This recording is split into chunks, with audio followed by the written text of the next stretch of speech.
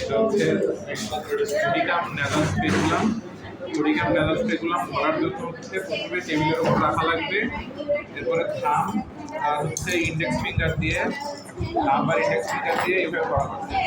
এবারে সোজা করে করতে হবে। এবার থামটা হচ্ছে একটু ভেতরের দিকে, মিডল ফিঙ্গারটা সামনে দিয়ে এবং রিং ফিঙ্গার পেছন দিয়ে এইভাবে করে এটা করতে।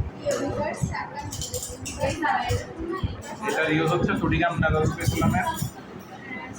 এটা হচ্ছে ডায়াগনস্টিক ইউজ আছে এবং একটা প্রসিডিউরে এটা ইউজ করা হয়। প্রসিডিউর হচ্ছে অ্যান্টেরিয়র লাইনোস্কোপিতে এটা ইউজ হয়, আর ডায়াগনস্টিক ইউজ হচ্ছে ডিএনএস, নাসাল পলিপ এবং হাইপারট্রফি ইনফিরিয়র ট্রাবিনেটে হচ্ছে এই সোডিয়াম নাসাল স্পেকুলামটা ইউজ হয়।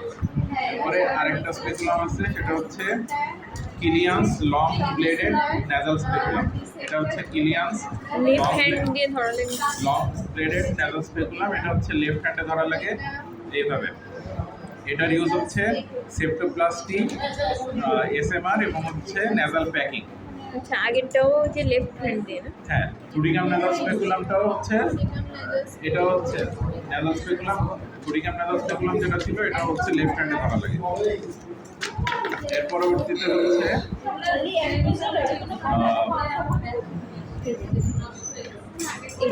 এটা হচ্ছে টনসিল হোল্ডিং ফরসেপস, আর এটা হচ্ছে লাক্স ফরসেপস।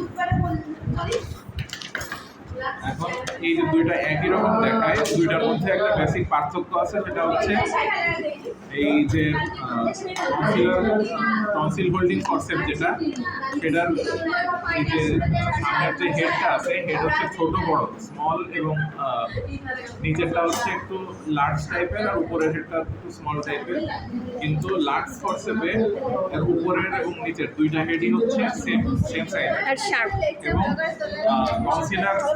টনসিল হোল্ডিং ফরসেপের হচ্ছে এটা একটু ব্লাড টাইপের হয় হেডটা, কিন্তু এটার হচ্ছে লাক্স ফরসেপে এটার হেড হচ্ছে sharp.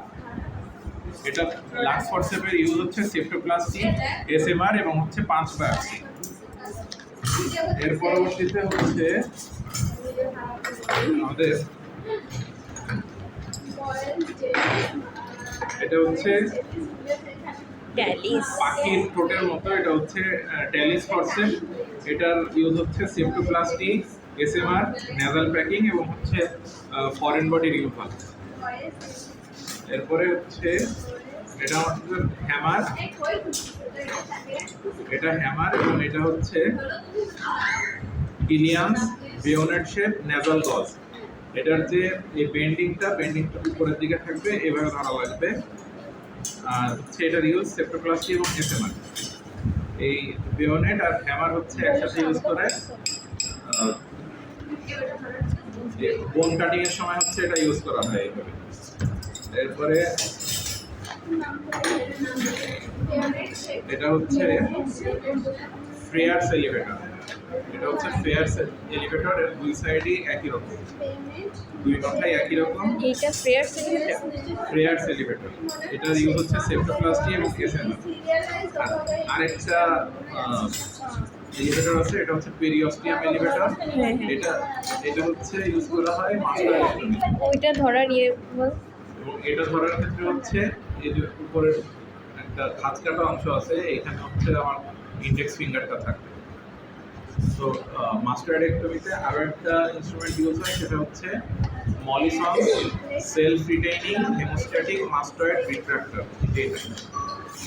মলিসন self retaining haemostatic mastoid retractor, এটার ইউজ হচ্ছে মাস্টারেক্টমি এবং নিউরোসার্জারিতে বায়োপোল অপারেশনের ক্ষেত্রে এটা ইউজ হয়। এই দুইটা ইনস্ট্রুমেন্ট মেইনলি ফর মাস্টারেক্টমি। একটা হচ্ছে পেরিওস্টিয়াম এলিভেটর, আর একটা হচ্ছে Mollison's self retaining haemostatic mastoid retractor. এই দুইটা হচ্ছে মাস্টারেক্টমিতে ইউজ হয়। মাস্টারেক্টমিতে আরও একটা ইনস্ট্রুমেন্ট আছে যেটা আমাদের কাছে নেই। এর পরবর্তীতে হচ্ছে মিররের ক্ষেত্রে, মিররের ক্ষেত্রে এটা হচ্ছে যেটা একটু বেন্ডিং আছে। মিররটা হচ্ছে আমাদের কাছে দুই রকমের আছে, একটা হচ্ছে একদম যে হ্যান্ডেলটা একদম সোজা, আর একটা হচ্ছে একটু বেন্ডিং আছে। বেন্ডিং আছে যেটা এবং ছোট সাইজের যে মিরর, এটা হচ্ছে পস্টেরিয়র নেজাল স্পেস মিরর বা হচ্ছে পিএনএস মিরর। এটা ধরার ক্ষেত্রে হচ্ছে মিররটা উপরের দিকে থাকবে, এভাবে ধরতে হবে এবং মিররটা উপরের দিকে থাকবে। এর ইউজ হচ্ছে ডায়াগনোসিস অফ অ্যান্টেরিয়র কোয়ানাল পলিপ, এবং এটা দিয়ে হচ্ছে পস্টেরিয়র কোয়ানা দেখা যায়। আর এটা হচ্ছে যেটা মিরর বড়, এটা হচ্ছে ল্যারেঞ্জিয়াল মিরর। এটা দিয়ে হচ্ছে ল্যারিংসের কোনো প্যাথোলজি আছে কিনা সেটা দেখা যায়, এবং এটা ধরতে হয় হচ্ছে মিররটা নিচের দিকে দিয়ে।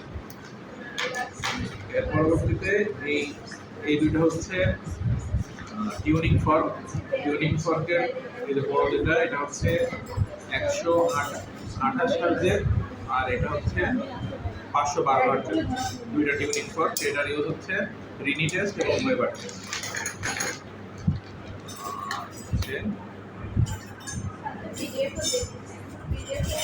এই তো